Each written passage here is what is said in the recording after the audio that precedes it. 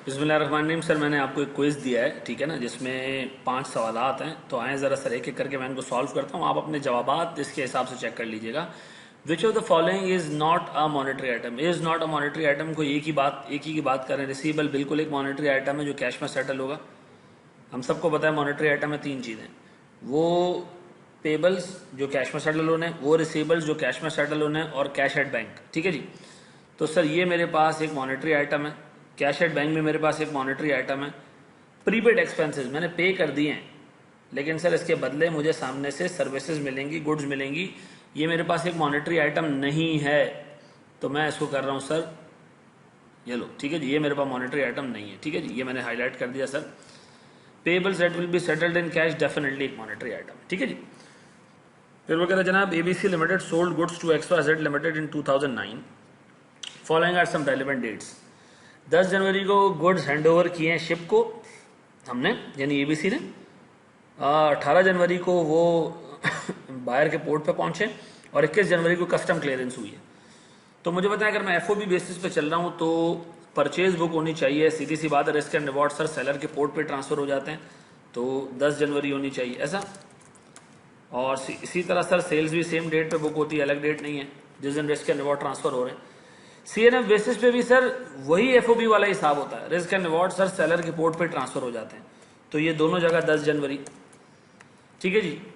Delivery at terminal का मतलब है आपको सप्लायर के पोर्ट तक पहुंचाना, सर या बायर के पोर्ट तक लेके जाना है। तो सर सीधी सी बात है, अगर बायर के पोर्ट पर रिस्क ट्रांसफर हो रहा है तो हमें 18 जनवरी को बायर परचेज की एंट्री पास करेगा और 18 जनवरी को ये सेल की एंट्री पास करेगा।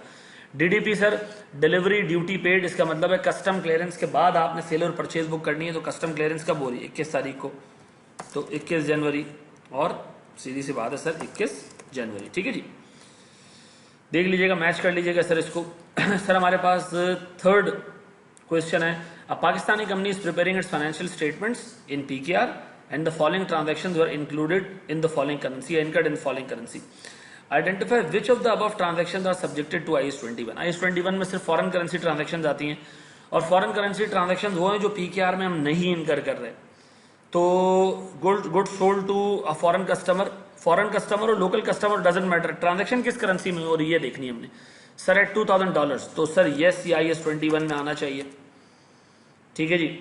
Sold goods to a local customer कुछ भी हो सर, किस में ट्रांजैक्शन हो रही है? $4000, यस सर ये भी IAS 21 में आना चाहिए। Bought goods from a foreign supplier in rupees हो गई, तो सर ये मेरे पास नहीं, IAS 21 का ट्रांजैक्शन ही नहीं है, ये तो लोकल करेंसी की ट्रांजैक्शन है। Sold goods to a local customer 60,000, sir ये भी एक लोकल कस्टमर से ट्रांजैक्शन कब रेलिवेंट नहीं है, ये रुपीज में है, यहाँ से रुपीज में, तो सर ये IAS 21 में नहीं आएगा। सर ये ट्रांजैक्शन भी रुपीज में, ये भी IAS 21 में नहीं आएगी। ठीक है जी। सर अगर अगले सवाल पे हम जाते हैं, ये कह रहे जनाब हमने गुड्स परचेज किए $60,000 की 15 दिसंबर को।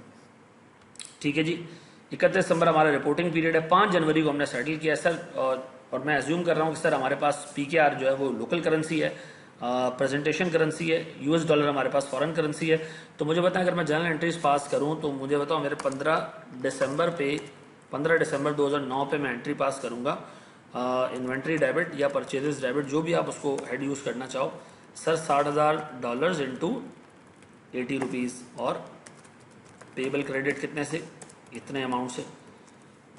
अच्छा जी। फिर 31 दिसंबर को सर डॉलर महंगा हो गया, तो मेरे पास सर मॉनेटरी आइटम इसमें कौन सा है? पेबल है, तो मैं पेबल को रिवैल्यू करूंगा, ₹2 बढ़ गया, तो सर मैं एक्सचेंज लॉस बुक करूंगा कितने से?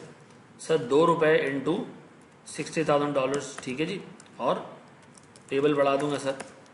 इसी तरह सर मैं 31 दिसंबर के बाद जब इसको सेटल करने जा रहा हूँ 15 जनवरी को, उस दिन भी मैं सर एक्सचेंज गेन और लॉस बुक करूंगा। सर उस दिन डॉलर ₹1 और महंगा हो गया, तो फिर एक्सचेंज लॉस मेरे पास आएगा कितने का? Sir ₹1 into 60,000। ठीक है जी। अब बताएं, पेबल सेटल करने का टाइम आ गया 15 जनवरी को ही, तो पेबल डेबिट कितने है सर? 83 इंटू 60,000। अगर आप चेक करो ना तो सर ये सारा पेबल भी 83 इंटू 60,000 4980,000, ये आप कर्सर देख रहे हो ना, नीचे आपको नजर आ रहा होगा। ठीक है जी। और हमने क्या कर दिया सर? कैश क्रेडिट कितने से? इतने से। सेट हो गया सर। ये सीधी ट्रांजैक्शन थी, दोनों जगह पे हमें लॉस हुआ और फिर एंड पे हमने पेबल सेटल कर दिया। सर ये भी इसी तरह की ट्रांजैक्शन है। ठीक है जी। आए ज़रा इसको भी अकाउंट फॉर करें हम। सर सबसे पहले हमारे पास, मैं यहाँ से कॉपी कर लूँ एंट्रीज, एंड ऐसे कॉपी नहीं करें, एक ही कॉपी कर लें सर, कोई मसला नहीं। सर 27 दिसंबर को मैंने अपने पास एंट्री पास की, इन्वेंट्री डेबिट $50,000 इंटू 160, ठीक है जी, 8 मिलियन का पेबल आ गया। सर उसके बाद डॉलर सस्ता हो गया तो सीधी सी बात है मुझे पे कम करने पड़ेंगे 31 दिसंबर को। तो मैंने 31 दिसंबर को एंट्री पास की, पेबल कम करना है मुझे। पेबल मेरा 160 रुपये बुक हुआ है, 5 रुपये कम करना है मैंने, 50,000। और एक्सचेंज गेन क्रेडिट कितने से सर? 2.5 लाख रुपए से। अब 31 दिसंबर के बाद सर मेरे पास 5 जनवरी है। 5 जनवरी पे पेबल बढ़ गया सर, 155 से दोबारा $18 पे चला गया। तो एक्सचेंज लॉस डेबिट कितने से? 3 रुपए इंटू 50,000 रुपए। और पेबल हमने इवेंचुअली बढ़ा भी दिया 1.5 लाख से। अब बताएं सर मेरे पास सेटलमेंट की बारी आ गई, तो मैं पेबल डेबिट करूं सर 158 इंटू 50,000 से, और कैश क्रेडिट कर दूं सर इतने से। और अगर आप इसको कैलकुलेट करना चाहते हैं तो बड़ा आसान है सर। 8 मिलियन का आपने पेबल रिकॉर्ड किया था, 2.5 लाख माइनस कर रहा हूँ, ये कम किया आपने, और 1.5 लाख आपने फिर बढ़ा दिए क्योंकि थोड़ा सा रेट डॉलर का और बढ़ गया था। ठीक है जी, आई होप ये आप लोगों के जवाब बिल्कुल सही होंगे, देख लीजिएगा। ठीक है जी, थैंक यू वेरी मच।